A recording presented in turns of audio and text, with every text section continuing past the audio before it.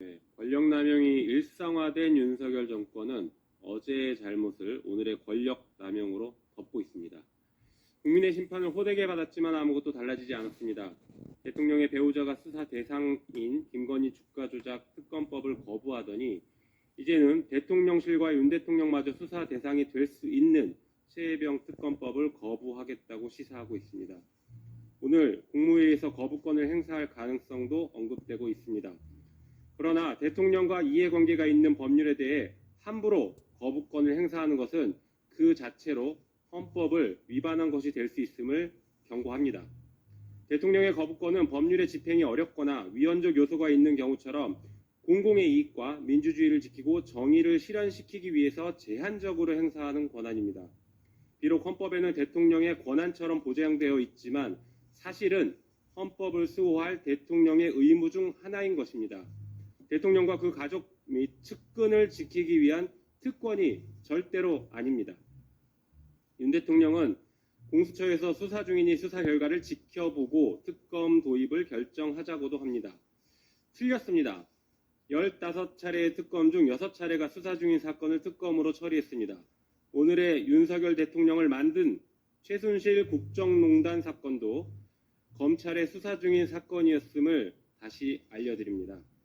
한편 수사 결과에 대한 판단을 결국 대통령이 하겠다라는 선언을 한 것이고 그것 때문에 특검을 지체할 이유는 결코 없습니다. 이미 대통령실이 최혜병 사건 수사를 무마하려고 했다는 정황이 나오고 있는 마당에 공수처의 수사를 무마하려는 시도를 하지 않을 것이라고 믿는 국민은 없을 것입니다.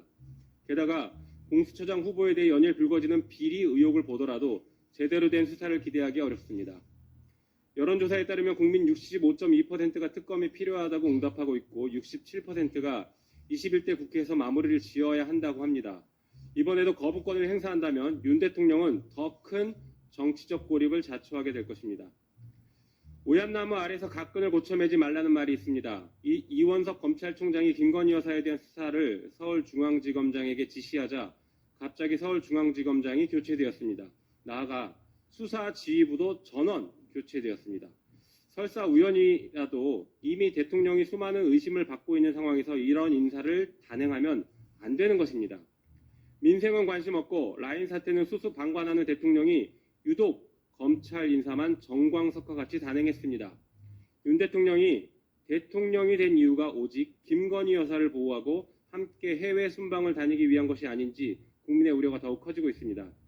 이번 총선에서 주권자는 윤석열 대통령을 정치적으로 심판했습니다. 겸허히 그 민심을 받아들여 국정기조를 전환하기 바랍니다. 필요한 정치적 책임도 져야 합니다. 그렇게 하지 않으면 민주당은 국회의 권한을 최대로 활용해 국민의 심판을 이행할 것입니다. 이상입니다.